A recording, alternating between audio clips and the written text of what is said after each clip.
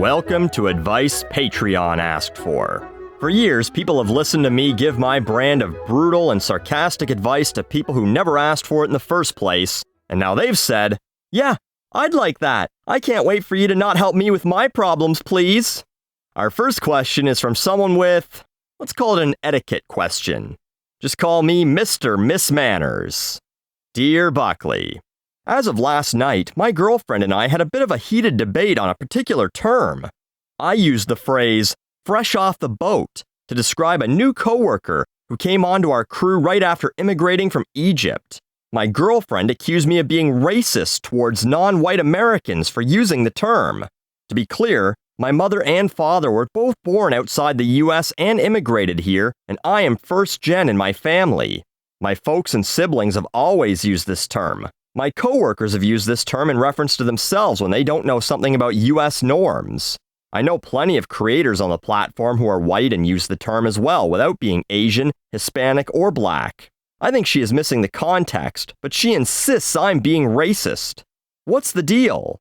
Yours truly, Screwed in Seattle. Let me answer your question with a story of my own. I used to work at this place with a few people who had grown up in rural areas. Now, I don't hate people who grew up in the sticks. A lot of people think I do, but they have a tendency to, not be completely up on what's acceptable in modern society. So, we're working late, and we decide we're going to order some food. The one guy goes, "Let's get Chinks." And I reply, "Let's get what?" Thinking maybe I misheard. "Chinks, Chinese food." I say, "Oh, okay, so that is what you said." He says, "Yeah, what's the problem?" "What's the problem? Chink is a racial slur. Now, obviously, it doesn't offend me, but you should probably not use that term in public." "No, it's just like slang for Chinese food." This dude genuinely had no idea. He wasn't being racist. He didn't hate Chinese people. He's just some guy who grew up in a town of like 1,200 people and never knew any better. Now, fresh off the boat isn't nearly as bad, and I mean, they made a fucking TV show called that. Its last episode happened this year. So if a voiceover announcer can say, "Fresh off the boat, Fridays at 9 on ABC," then it's hard to be like, whoa, you can't say those words. But it is a term that's kind of frowned upon when Whitey uses it. I've known Asian people who use it to describe their own friends, like, "Amy, she's great, but she is a bit fobby." Or, "I'm always worried that my accent makes me sound like a fob." Fob, of course, standing for fresh off the boat. If you're an immigrant, you're allowed to use it. But if you were born in North America, it becomes like the N-word. Now, certainly not an impact, but where it's a word that Black people can use as they take it for themselves to use in their own way. So, I don't think you're being racist, it's just a phrase you can't really say. Around her. But if your family and friends all say it, have at it. If she's around you when that's happening, just be like, "Oh, I'm sorry, honey. They're not from around here. I guess they don't know any better." Our next question comes from a person who feels they're the only one working to keep a friendship alive. Dear the only Canadian I give money to. I have a best friend who I've known since elementary school. In some aspects, we are completely opposite. She's married, has a child, and petite. I'm dating a guy I've decided is good enough, and overweight. One of the main things we have in common is we are both insecure and introverted. My best friend has this problem of responding to my texts. She hardly ever responds. It's so bad it's turned into a joke between my BF and her husband. Me being insecure, I try not to text her too much because I don't want to bother her. There was one incident where I didn't hear from her for almost a month. And I called her husband because I was concerned, and all he told me was, "Yeah, she's fine." It bothers me, it doesn't seem that big a deal. I've tried to rationalize with myself that maybe she's busy or doesn't want to talk, or being with her son. But this happens almost every time I try and talk to her.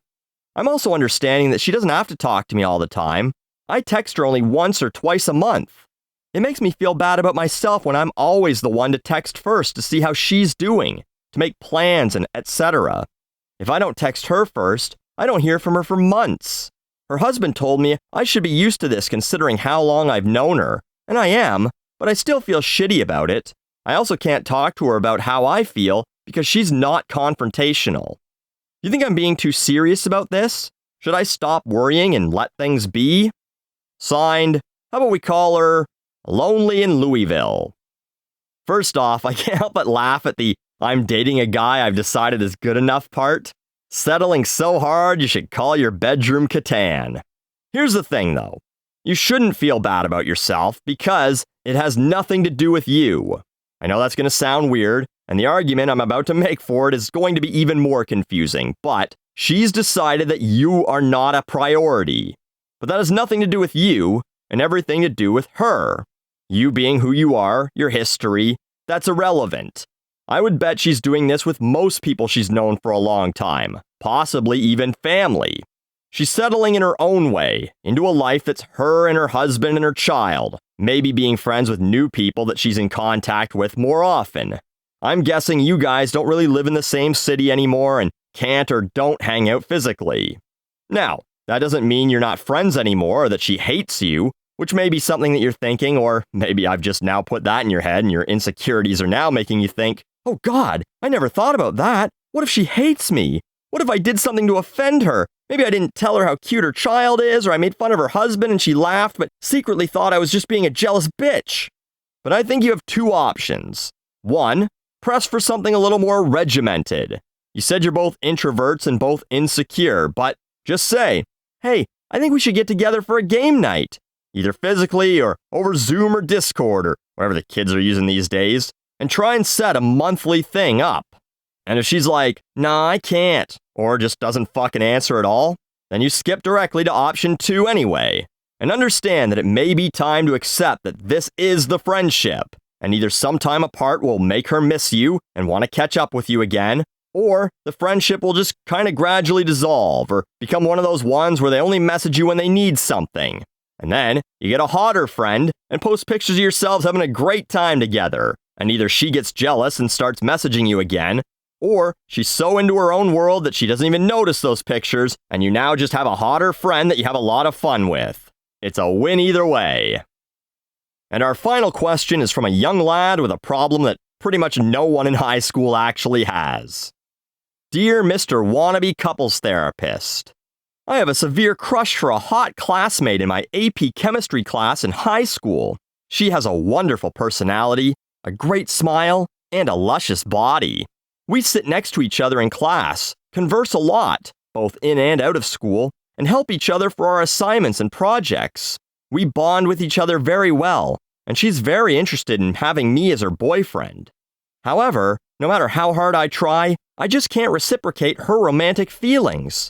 I'm more interested in us being friends with benefits because, as much as I appreciate her feelings, I just don't think I'm mature enough to make this relationship satisfying beyond sexual desires.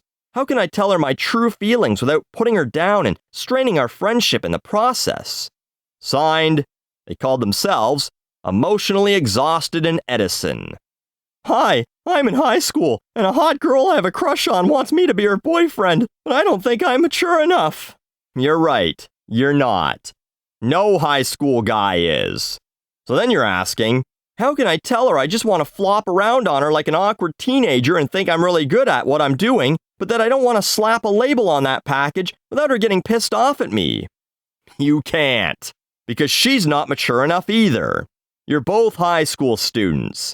You want what you want, and if you can't have it, you'll feel slighted in some way.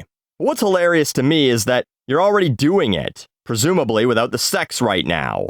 You say you already talk after class and that you already help each other with homework. So, if you just added sex to that, what's the difference between friends with benefits and a relationship at that point? It's the fucking same. Are you worried that you don't want to be exclusive to just one person? If so, what, you got a lot of other girls kicking in your door for a dickin'? If you do, good for you, I guess. Just keep helping this chick with her projects and keep the relationship strictly professional while you take on the rest of the student body with your body. But if you don't, and I suspect that's the case, just fucking date her. You like spending time with her and talking to her, and now you just want to slip one in her. It's fucking high school. You're not mating for life. She wants to call you her boyfriend before she'll let you have 5 minutes of sex with her 8 times a day? Fucking let her. Oh, this is my boyfriend. This is my girlfriend. It's the most meaningless fucking title in high school next to class president. Not a real president, just like you're not a real couple. Every high school relationship is just a learning experience, practice for what not to do when you become a real adult, and they all end in one of two ways. When teenage hormones cause one or both people to cheat on the other with some other horny teenager that somehow managed to find them attractive, or the day after prom when you tell them you're moving away for college and you don't want to do a long-distance relationship, but you didn't want to tell them before prom because you'd already rented the suit and it was non-refundable.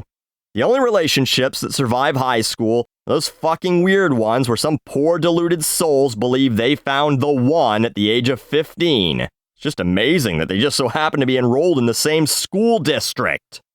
Just fucking date 'em. It's doomed from the beginning. But that's high school. It's all just practice for the real world, where you do a lot of things you really don't want to do for the few minutes of enjoying the things you do want to do. I'm Buckley, and you're welcome.